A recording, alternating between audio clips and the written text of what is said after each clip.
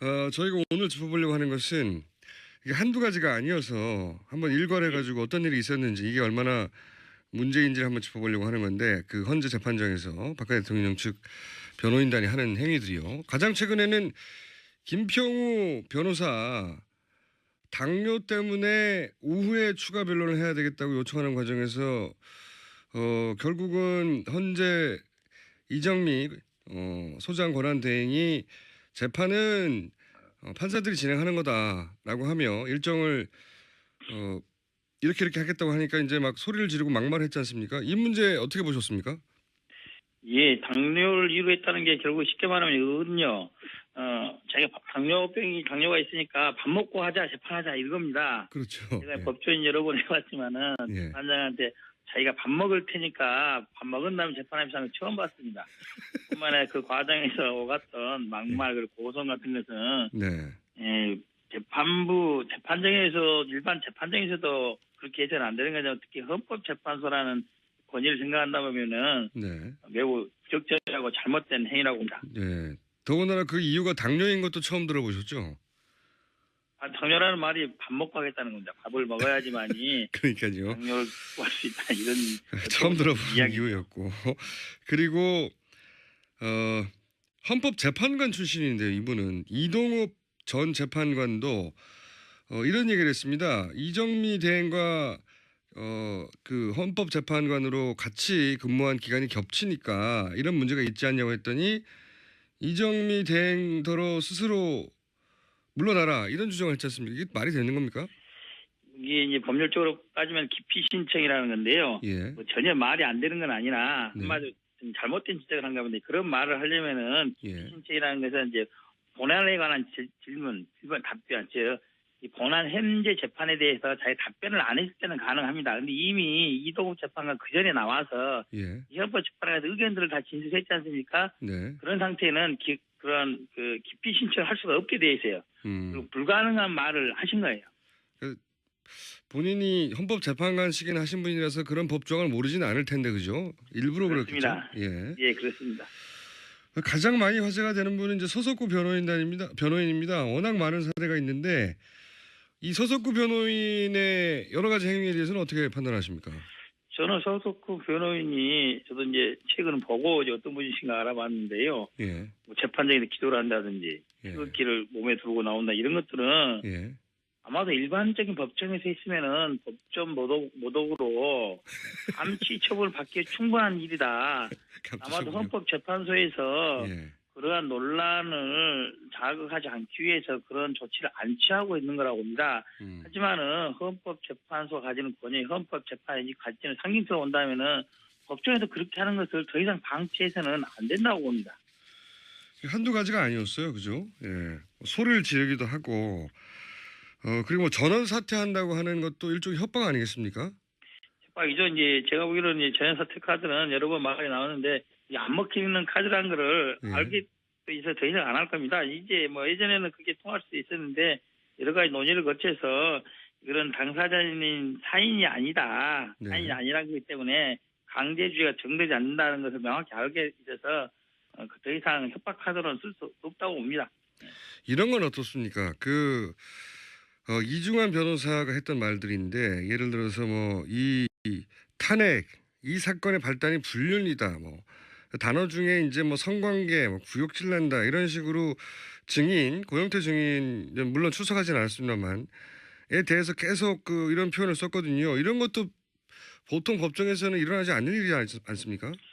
보통에서 법정에서는 일어나지 않는 것이고요. 자칫 그런 말을 하는 것이 재판의 본질에 어긋나는 경우에는 고영태 씨에 대한 명예훼손 이런 걸로 형사상 소추도 가능한 그런 사안입니다. 그래서 어느 정도가 넘어선다고 하는 것에 대해서는 재판부에서도 어느 정도 제지를 해야 되는 것이고 당사자들 변호인들도 그러한 뭐 모욕죄라든지 명예훼손죄로 고소당할 가능성을 염두에 둬야 될 겁니다.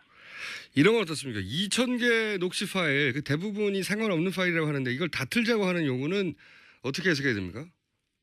그런 주장이야 할 수 있겠지만 재판부의 적절히 판단했듯이 뭐 현재 녹취록에 나와 있는 몇 개 정도는 판단했고 녹취록에 다른 내용이 있다는 주장을 해서 받아들인다면은 예를 들면 그런 녹음 파일이 있는데 해당 녹취록이 나와 있는데 녹취록이 안 나온 내용이 나와 있다라고 지적을 한다면은 그런 부분들은 검토해 볼 여지가 있으나 예. 그렇지 않다고 이미 판단했기 때문에 시간 끌기 이외에 아무런 의미가 없는 거죠. 이런 것도 있습니다. 최명성 변호사 같은 경우에는 작년 11월에 있었던 국회에서의 이제 토론회에서는 탄핵 사유가 인정된다고 주장을 했었어요. 본인은 페이스북에서도 그렇게 했고. 그런데 실제로는 박근혜 대통령 측 변호인단이 된다면 이제 정반대의 주장을 하고 있습니다. 그야 뭐 어떻게 하겠습니까? 변호인이 되면은 쪽 이야기가 좀 더 설득력 있게 들리긴 합니다.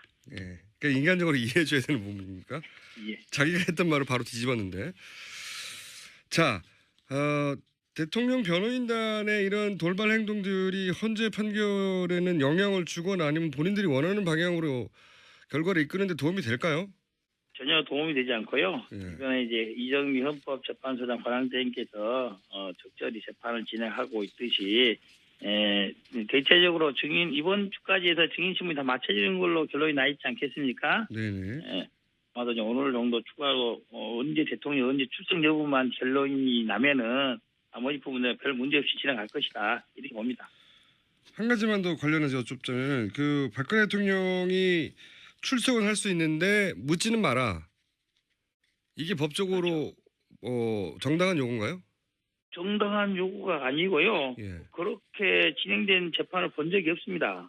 본 적이 그렇죠. 없고. 그런데 대통령 측에서 지금 하는 걸 보면은 위반돼 있어요, 행동들은. 검찰 수사에 있어서 마찬가지고, 특검의 수사에 있어서 마찬가지고, 특검의 대면 조사 요청 과정에서 뭐 조율을 여러 개 했다는데 그러한 내용들도 있었다고는 하더라고요. 그러한 내용을 헌법재판소에 끝까지 그렇게 하겠다. 즉 일방적으로 진술만 하고 아무런 진실을 밝히지 않겠다는 이런 취지인 겁니다. 그렇죠. 예. 그게 이제 말이 안 되는 거지 않습니까? 거기 쓰면 당연히 질문을 받아야 되는데 자기 주장도 하고. 그렇지 나올 이유가 없는 거죠. 그러니까요. 차라리 인터넷 방송에 한 번 더 말하는 것밖에 그럴 이유가 없는 거죠. 네, 정규제 TV를 헌재 재판정에서 한 번 더 하겠다는 거와 마찬가지인 것 같은데. 맞습니다. 예. 거기까지는 이제 충분히 이해했습니다. 이제 오늘 근데 갑자기 우병우 전 민정수석 사실은 최순실 게이트가 우병우 전 민정수석이 언론에 등장하면서 시작된 것과 마찬가지인데 이분이 결국 영장 청구가 기각이 됐습니다. 이거 어떻게 평가하십니까? 예, 제가 뭐 어제 그제 몇 분의 방송에서 그런 말을 물어보길래 100% 발부된다고 확답할 수는 없다. 네. 기각될 가능성이 상당히 있다라고 말씀을 드렸었어요. 이유가 어떤 거냐면은 이 사건이 갖는 중대성은 다 알고 있지만 법조인의 눈으로 보기에 법조인의 눈으로 보기에 우병우 민정수석에 청구됐던 법리 사실 4가지 중에 직권 남용 부분이라든지 특별감찰관법 위반이라든지 그다음에 국회 증언에 안 나왔다든지 이런 부분들은 사실상 크게 구속 사유를 삼기는 어렵다는 것입니다. 보통의 경우에는. 법리만 따지자면. 그렇죠. 구속이 되기 위해서는 직무유기 즉 최순실 국정농단을 방조했다는 부분이 명확히 입증이 돼야 된다는 거거든요. 그래서 제가 방송에서 그런 말을 했어요. 그 부분이 명확히 입증이 되는지 여부가 쟁점이다. 어떤 거냐면은 지금 우병우 민정수석이 어제도 그제도 그런 말을 했으면 나는 최순실 모른다. 그렇죠. 이걸 끝까지 이야기를 했어요. 그런데 이제 최근에 뭐 무슨 포스트 이슈란 이런 것들을 통해서 특검에서 알고 있다는 증거를 많이 대 있지 않습니까? 정황을 댔죠. 그런데 그런데 법원에서 보기에는 우병우가 최순실을 알고 있다는 직접적인 증거라든지 간접적인 증거들이 부족하다고 판단하지 않았나 싶은 생각이 드는 거예요. 그래서 그런 점들을 확인하기 위해서는 그래서 청와대에 대한 압수수색이 필요했던 겁니다. 사실상. 그렇죠.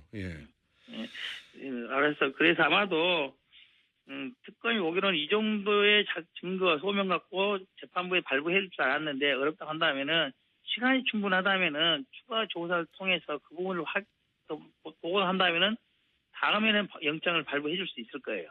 근데 이제 추가 보고한다면은. 네. 그 말씀을 하시니까 더더욱이 이제 특검이 연장돼야 된다는 생각을 하게 되는데 지금 특검 연장안 처리가 여야 합의를 통해서 이제 법사위를 통해서 상정되는 것은 어제는 실패했지 않습니까? 그렇습니다. 어제 제가 그 현장에서 실패를 했습니다. 그 권성동 법사위원장도 결국은 원론을 계속 얘기하고 있고 여야 합의가 돼야 된다고. 그렇습니다. 그렇습니다. 자, 이제 남아 있는 수가 이제 직권상정밖에 없는 건가요? 좀 해설을 좀 해주십시오. 이 국회법에 따라서 한다면은 네. 지금의 경우에는 이제 직권상정 경우밖에 없다고 보입니다. 예.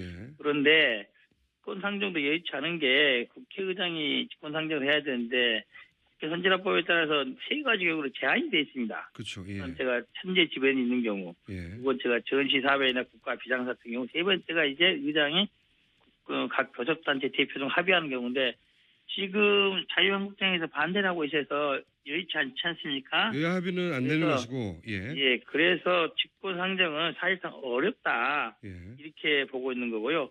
그 이번 국회가 지금 3월 2일까지 예정돼 있습니다. 예. 만기가 28일 아니겠습니까? 예. 사실상 며칠 없어요. 내일 이제 이번 주 목요일 금요일이 본회의가 예정돼 있기 때문에 그거 넘으면은 예. 24일 넘으면은 국회에서도 입법하기는 어렵다 이렇게 예. 되는 겁니다. 예. 사실상 황교안 대통령 권한대행이 승인을 해야 되는 거죠. 승인을. 승인은 안 하실 거라고 보죠?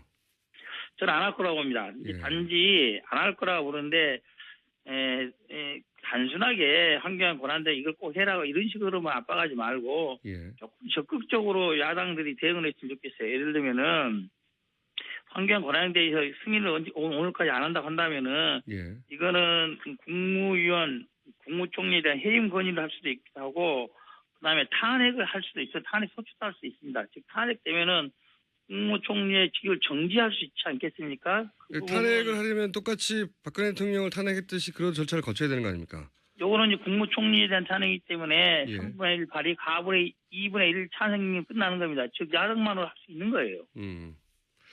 그래서 그렇군요. 그러한 불명예를 안 잃을 것인지 말지를 선택할 수 있도록 그걸 압박하도록 사용을 해야 되는 거 실제로는. 지금 이제 말씀하시는 것은 황교안 대행을 탄핵이라는 수단으로 압박도 하고 그렇습니다. 그렇게 해서 황교안 대행이 연장에 동의하도록 뭐 저는 그렇게 나오더라도 동의는 안 할 것 같긴 합니다만은 이제 황교안 이제 권한대행의 특성이나 성격을 본다면은 만약에 이걸 안 해서 예. 본인에 대한 탄핵 소추안이 발의되고 의기를 낸다. 헌법처벌 어떻게 결론이 되다. 어쨌든 권한이 정지되지 않습니까? 예. 그게 가능할 거라 생각한다면 저는 도장 찍을 거라고 봅니다. 그렇게 예상하시는군요. 자, 그거 아니면 방법이 없습니다. 직권상정밖에 없는데 직권상정은 지금 여야 합의는 안 되는 것이고 전시 상황도 아니고 이것은 이제 비상사태로 해석하느냐 하는 것만 남았는데 그렇죠. 예, 정세균지의 국회의장이 그렇게 이제 통상적인 국회에 어긋나게 예. 무리하게 해석을 하려고 하지 않을 것 같아요. 네. 그분 성향이 그런데요, 원래. 예, 그렇습니다. 정세균 국회의장이 이것을 국민들을 얼마나 비상사태로 여기는지에 대해서 의사를 전달할 필요도 있겠군요. 국민들이 전화해서. 그렇습니다. 예. 여의도 안에서 해결하기는 지금 어려운 상황 아닙니까, 그죠? 제가 보기로는 여의도 안에서 해결하기는 네. 국회라는 틀 내에서 하기는 조금 어려운 상태가 아닌가 그렇게 보고 있습니다.